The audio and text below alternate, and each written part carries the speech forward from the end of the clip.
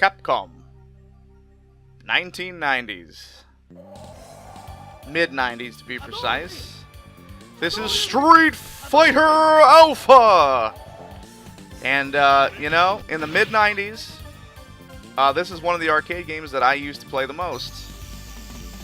I was always a big fan of Street Fighter. But there was a time when I used to go to local pizza parlors and arcades, and they had this and this. The first Tekken, Ultimate Mortal Kombat 3, Killer Instinct 2. There was a select set of games, X-Men vs. Street Fighter when it came along, that I used to play a lot. Here you can see the character assortment. It's definitely a different breed. I'm going to play Ken, because he's one of my favorites. In the Alpha series especially, I like the way that Ken played in the Alpha series. They used to, you know, obviously Ken and Ryu used to play identical in the first several iterations of Street Fighter 2. But when it came to Street Fighter Alpha, they finally diverged and gave them different accents. They still had the same basic moveset, but their kicks and punches were a bit different. And Ken had more of a focus on his Dragon Punch, whereas Ryu had more of a focus, a more powerful Fireball, etc.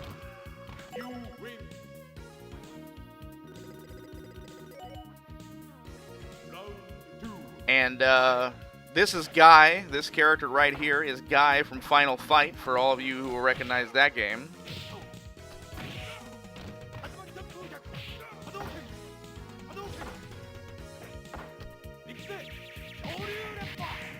And he's a pretty cool ninja character, even though I whooped his ass just a tiny bit. You know, early characters are always pretty easy. They like to wade you in. Capcom's fair like that. It's later on, they lull you in with a false sense of security, like you're hella good at this game, and then later on, they work you over.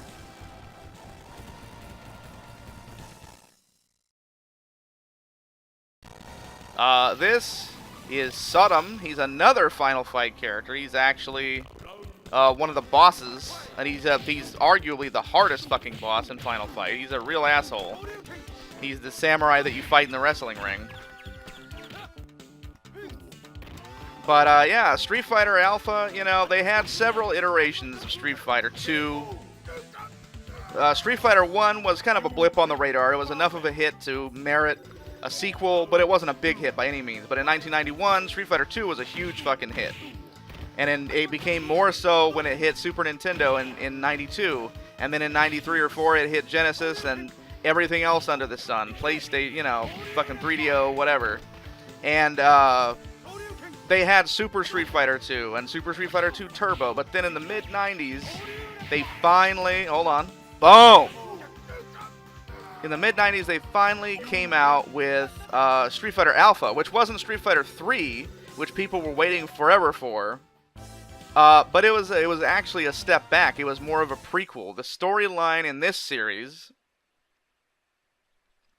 takes place in between Street Fighter 1 and Final Fight, which was originally called Street Fighter 89. So they are a shared universe. And so, like, this is technically canon. These Final Fight guys showing up. Here's Birdie. I think he might have been in Street Fighter 1. I think he's also an enemy in Final Fight. But... you know, these Final Fight characters showing up in the Street Fighter universe is canon.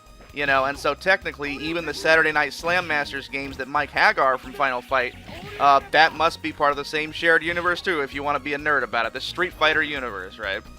But Street Fighter Alpha, yeah, the storyline takes place in between Street Fighter 1 and Street Fighter 2, which is why, fucking boom, one of the main characters in this game, instead of Guile, which everyone's familiar with from Street Fighter 2, is actually Charlie. I'll get into him later. Oh, Jesus. You motherfucker!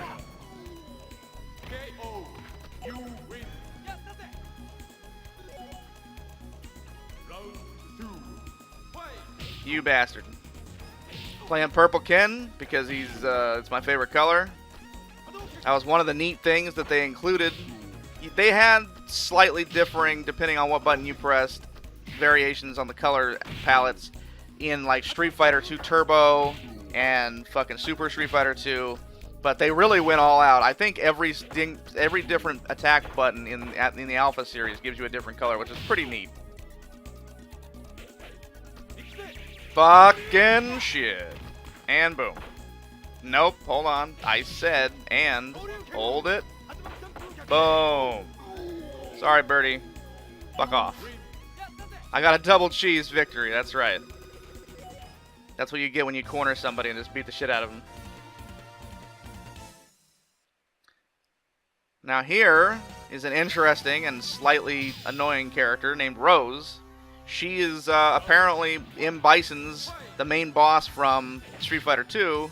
She's his main squeeze, and as you notice, she has some psychic, psycho wave, whatever the fuck powers, like M. Bison does. Oh, jeez. For all we know, maybe she taught him how to use those powers. You can see she's got crazy psychic lady hair going on. It's flying all about. Boom!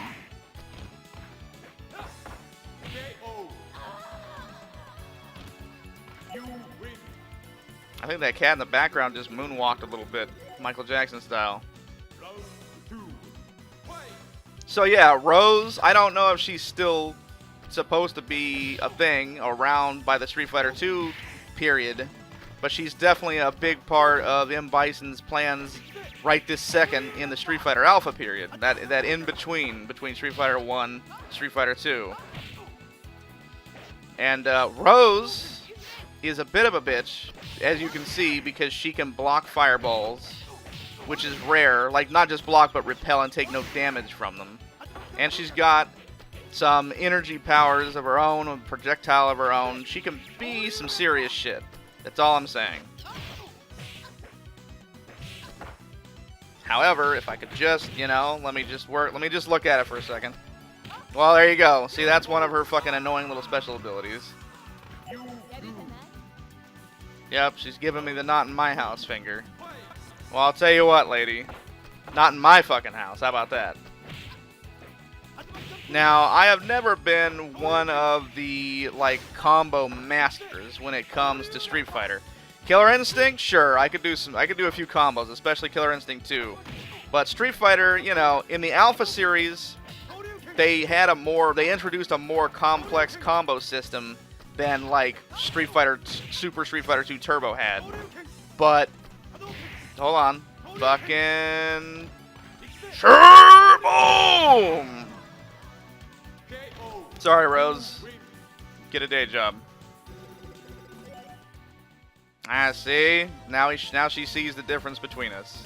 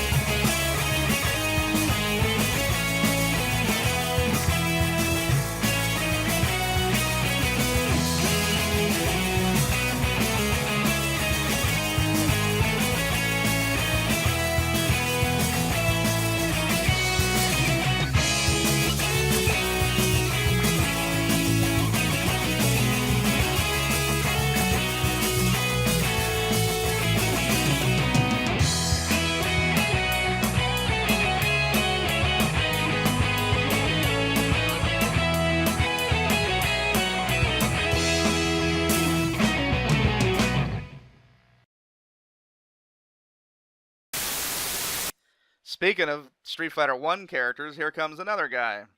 That's right, Street Fighter 1 had 2 Muay Thai boxing characters, Sagat and this dude, Adon.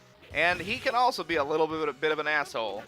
If you don't get the drop on him, he can get the drop on you pretty quick.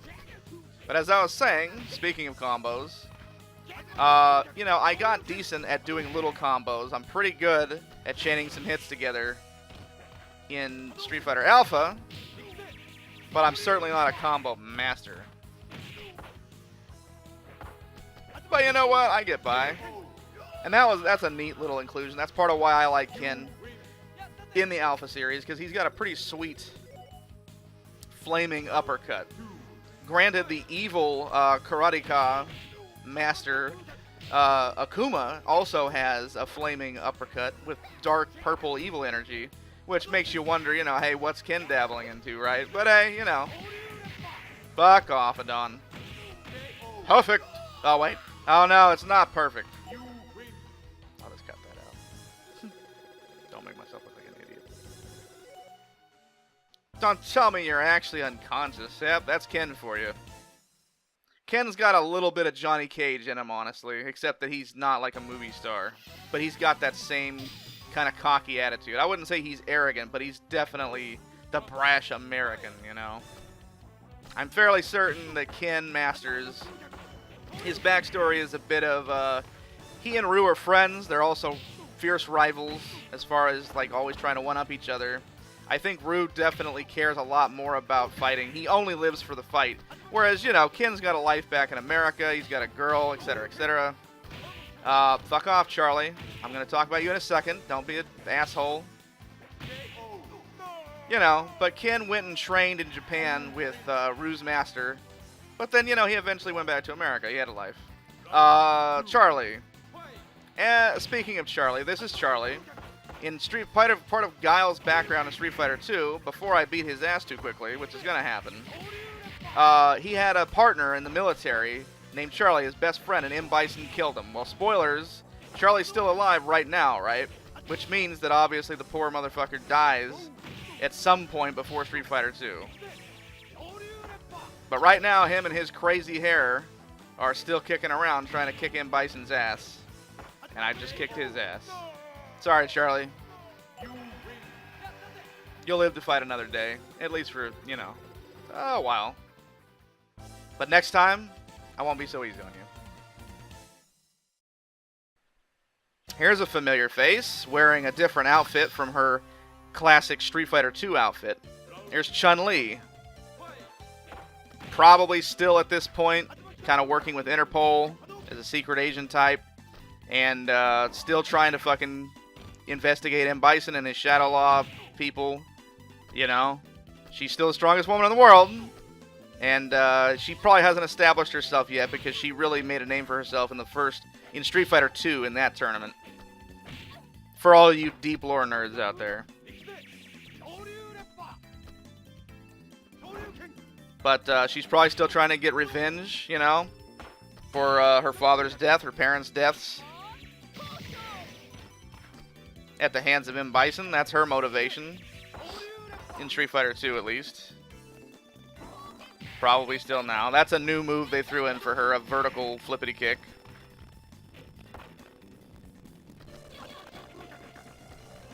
Oh, shit. Double axe kick to the fucking nuts.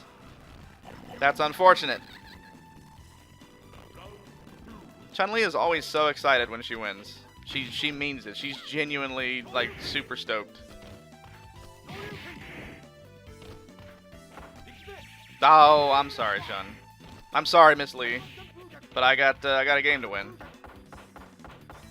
Pretty neat background, as a side note. Fighting on the Great Wall of China, some part of it.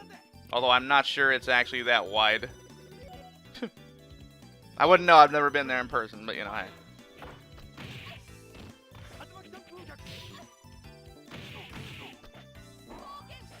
If you've been to the Great Wall of China, like, comment, subscribe, let me know how wide it is. If you've ever gotten your ass kicked by Chun-Li in real life, like, comment, subscribe, let me know how that went. if you've ever been able to throw a real energy fireball in real life. Or a flaming dragon uppercut. Like, comment, subscribe. Fucking let me know about it. Moving right along. Bow! And here's a mix-up in Street Fighter Alpha.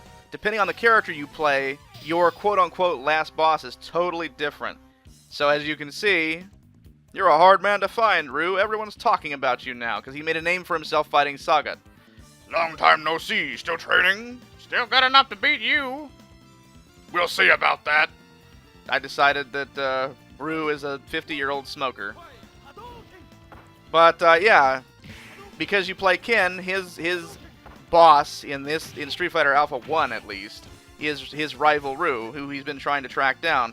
Ryu made a name for himself in the Street Fighter 1 tournament because he beat the gigantic Thai boxer Sagat and actually gave him the scar, the signature scar that he has on his chest from Street Fighter 2 onward, with a dragon uppercut. One has to wonder if perhaps Ken performed a flaming dragon uppercut, a maneuver that Ken would later master. Fuck off. That's another convention from Street Fighter Alpha.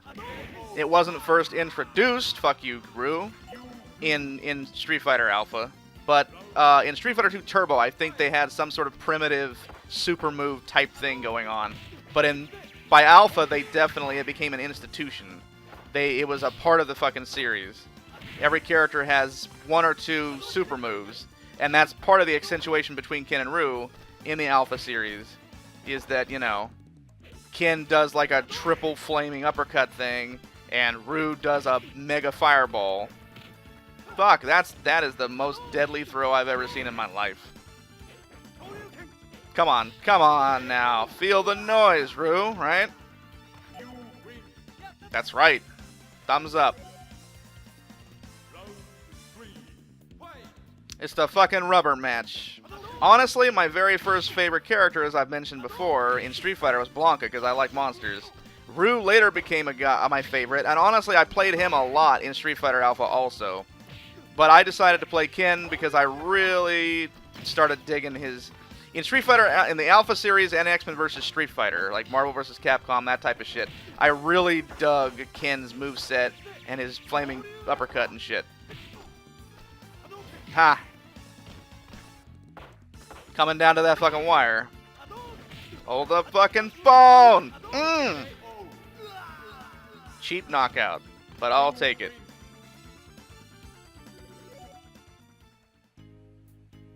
You fight with the fury of a fucking tiger.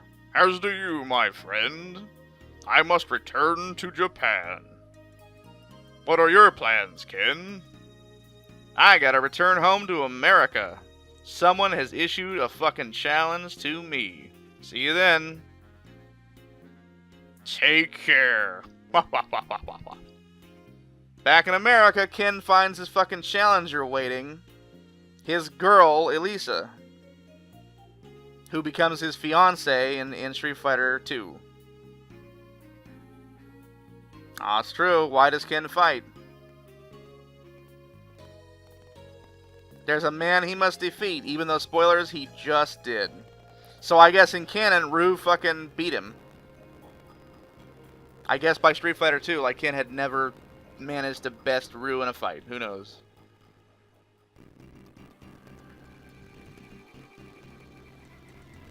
And so that's Street Fighter Alpha for you. There's Sagat, who you didn't get to see in this playthrough.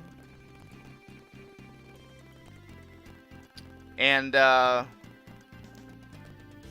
I might get around to playing Alpha 2, because I was pretty good at that, too. And honestly, Alpha 3 was decent. I didn't care for Alpha 3, because they finally... I like it, but they introduced Cody from Final Fight, finally, but they fucked him up. Instead of just having his normal moveset, they made some bullshit story where he just escaped from prison, and he's in fucking shackles and shit in a prison uniform, and a dumbass moveset I didn't care for. But, yeah, Street Fighter 1 is where I really cut my teeth. And I still enjoy it to this day. I'm obviously pretty decent at it, as you can see. There's fucking Bison, that asshole. I still remember him. I'll never forgive you for taking so long to beat. Thank you for playing. Boom! Look at that. He just went Super Saiyan. I'm a Kin Master, apparently. Get it? I'm a Kin Masters. The Kin Master. You know, it's an interesting thing to note that in Street Fighter Alpha, Kin has awesome long hair, and then he has a dorky looking, like, shoulder-length haircut in Street Fighter Alpha, in fucking Street Fighter 2. It's like, dude, you made a poor image choice, Kin. Poor image choice. On a last note, they actually did get around to making a Street Fighter 3. In the later 90s, and you know, even though everyone was fucking excited about it, honestly, I didn't like it. Some people loved it. They did the Street Fighter 2 thing where they had like 3 different editions of Street Fighter 3 where they would update it a little bit each time. But personally, it was the storyline was set further in the future, and it had a mostly new cast of characters, almost all of whom I didn't really care for. And I think just after the long build-up, like people have been waiting so many years, like almost a decade for Street Fighter 3, and then it was kind of a letdown, I thought. I've never been a huge fan of Street Fighter 3. And then, of course, they eventually came out with a Street Fighter 4 hella years later in the 2000s. And, you know, that was decent, except I just didn't care for the dumb-looking polygonal graphic style. And then just recently they came out with Street Fighter V, which from what I understand, is best left not talked about. But there you go, Street Fighter, one of my favorite franchises. Street Fighter 2, still my favorite fighting game of all time. Street Fighter Alpha's right up there. It's on the top 10 list for sure. See you next time.